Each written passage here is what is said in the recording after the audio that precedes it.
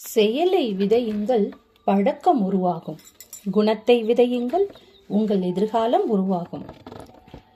Snehithi Subha channel நேயர்கள் அனைவருக்கும் ஆத்மார்த்த வணக்கங்கள்.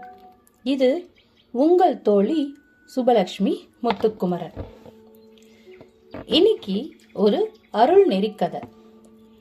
அருள் நெறி அப்படின்னா நம்மளுக்கு அருளை தரக்கூடிய, நம்மளை நெறிமுறைப்படுத்தக்கூடிய கதைகள் தான் அருள் நெறி கதைகள்.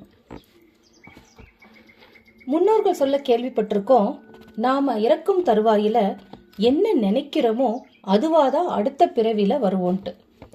அது உண்மையா? அதை தெரிஞ்சுக்கிறது ஒரு கதை மூலமா இருந்தா நமக்கு இன்னும் சுலபமா இருக்கும். வாங்க கதைக்குள்ள போலாம்.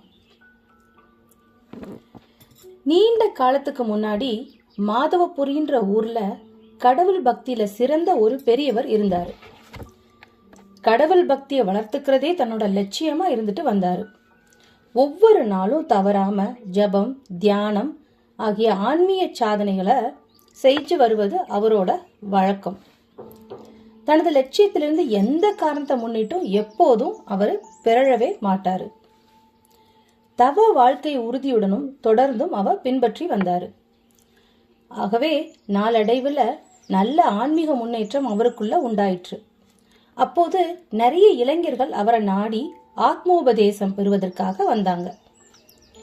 பெரியவர் அவங்களுக்கு கடவுளிடம் பக்தி செலுத்தி வாழ்வது ஒன்றேதான் வாழ்க்கையோட லட்சியம்ன்றத தெளிவா உள்ளத்துல அவங்களுக்கு நன்கு பதிகிற மாதிரி விளக்கமா சொன்னாரு.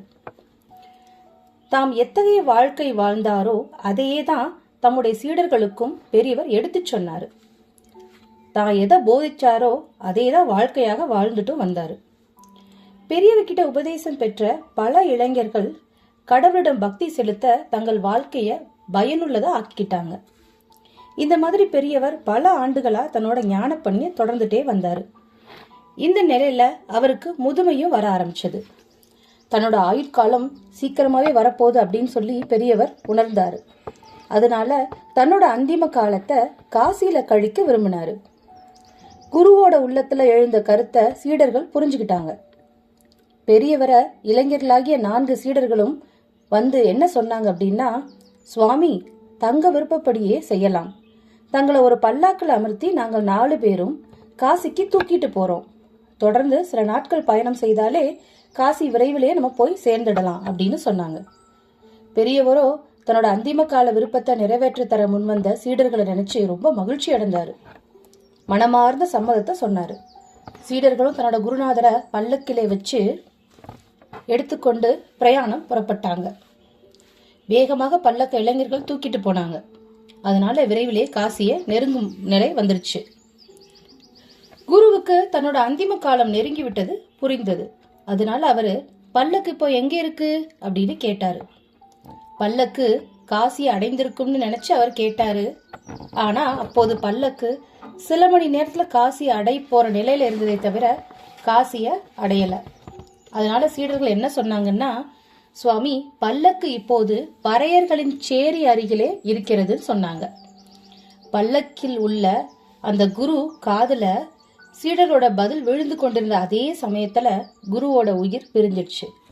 மரண தருவாயில ஒருவன் எப்படிப்பட்ட சிந்தனைகளை கொண்டவனாக இருக்கிறானோ அந்த சிந்தனைகளை அவனுடைய மறுபிறவியை நிர்ணயிக்குதுன்னு நம்ம நாட்டு மகான்கள் கண்டறிந்தது ஒரு உண்மை.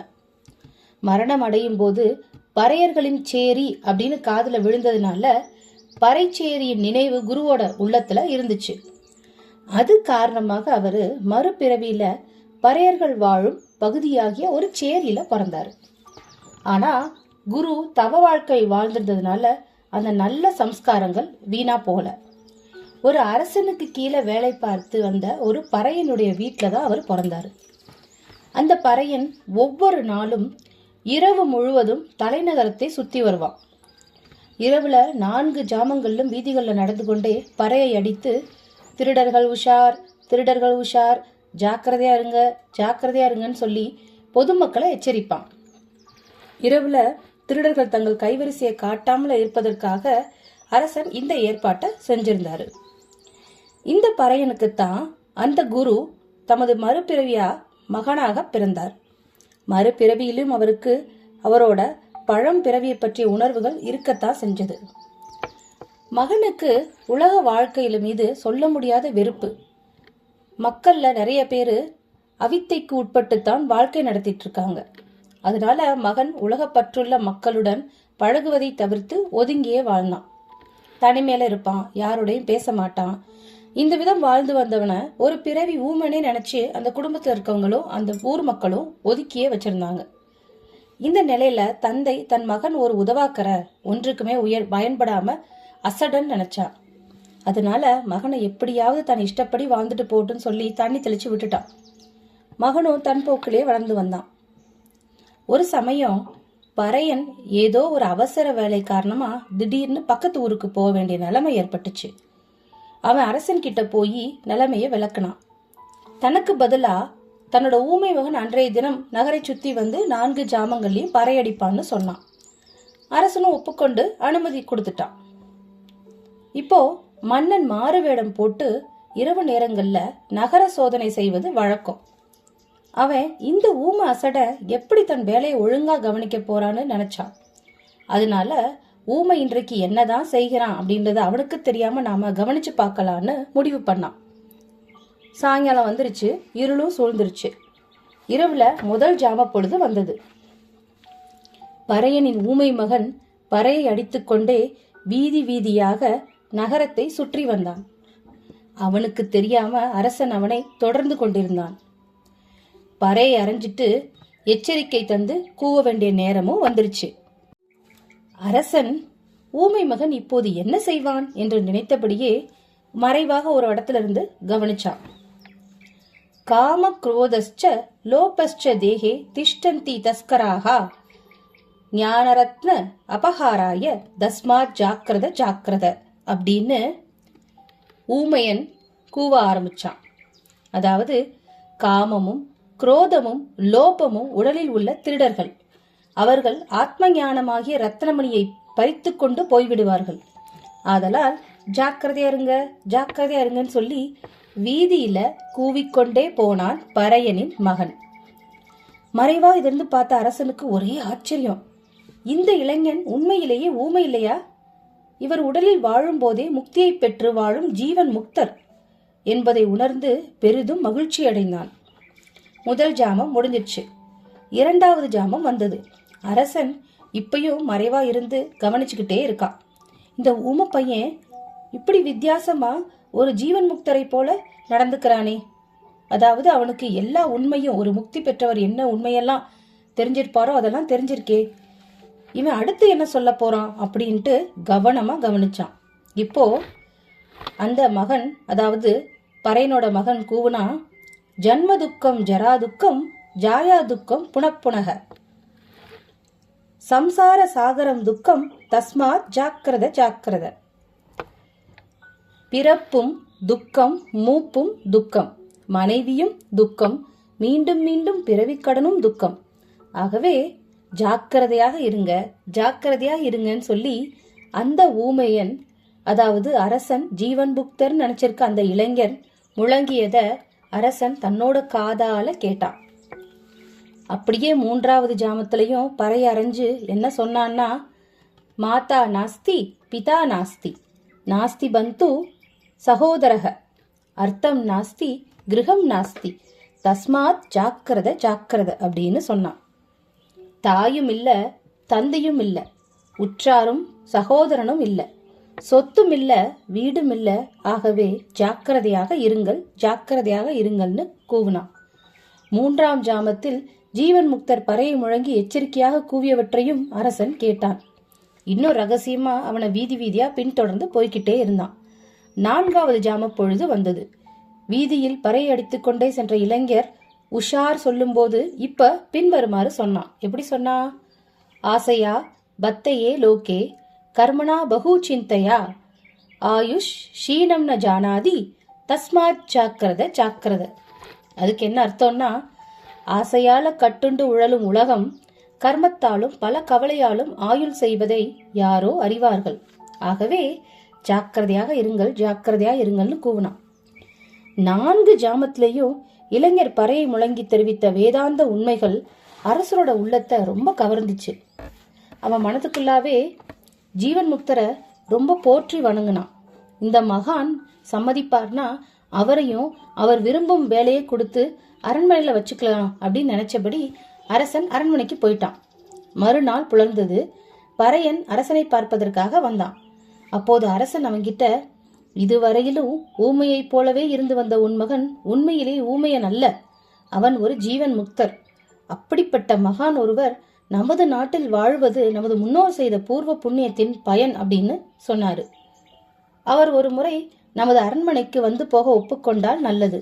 என்னோட வேண்டுகோளை ஏற்று நீ அவர்கிட்ட சொல்லி உன் மகனை அழைத்து வருவாயா அப்படின்னு கேட்கிறாரு பறையன் கிட்ட. அரசன் சொன்னபடியே பறையன் தன் மகனை அரண்மனைக்கு அழைத்து வந்தான். அரசனும் மகிழ்ச்சியோட இளைஞரும் மகனுமாகிய ஜீவன் முக்தரை நோக்கி, தேவரீருக்கு அரண்மனையில் எந்த வேலையை செய்ய விருப்பம்? எதுவா இருந்தாலும் எனக்கு சொல்லுங்க, தங்களை நான் அதில் அமர்த்தி விடுகிறேன். நீங்கள் என்னோட வேண்டுகோளை ஏற்று என் கூடவே இருக்கணும் அப்படின்னு அரசன் கேட்கிறாரு. ஜீவன் முக்தர், அதாவது அந்த இளைஞன் பறையனோட மகன் சொல்றாரு, கொடிய குற்றங்களை செய்பவர்களுக்கு மரண தண்டனை விதிக்கிறீர்கள் அல்லவா, அத்தகைய குற்றவாளிகளை என்கிட்ட அனுப்பி வைங்க. அவர்களை நானே என் கையால் வாளால் வெட்டி கொள்ள வேண்டும். எனது இந்த வேண்டுகோளை அரசர் பெருமான் நிறைவேற்றி வைக்கும்படி பிரார்த்திக்கிறேன்னு கேட்கிறாரு. ஜீவன் முக்தர் இப்படி ஒரு வேண்டுகோளை ஏன் கேட்கிறாருன்னு அரசருக்கு புரியல. இருந்தாலும் அந்த ஜீவன் முக்தன் வேண்டுகோளை நிறைவேற்றும்படி அதிகாரிகளுக்கு கட்டளை போட்டாரு. கொலைக்களத்தின் அருகே ஜீவன் முக்தர் தங்குவதற்கு ஒரு குடிசையை ஏற்பாடு பண்ணாங்க. அந்த குடிசைக்கு பக்கத்திலே குற்றவாளிகள் இருப்பதற்கான ஒரு இடமும் ஒதுக்கப்பட்டுச்சு. ஊமைன்னு கருதப்பட்டு வந்த அந்த இளைஞன் குற்றவாளிகளை வாளால வெட்டி மரண தண்டனை நிறைவேற்றும் பணியை செஞ்சுட்டே வந்தாரு. இப்படியே சில காலம் ஓடுச்சு. இப்படியே சில காலம் கடந்தது.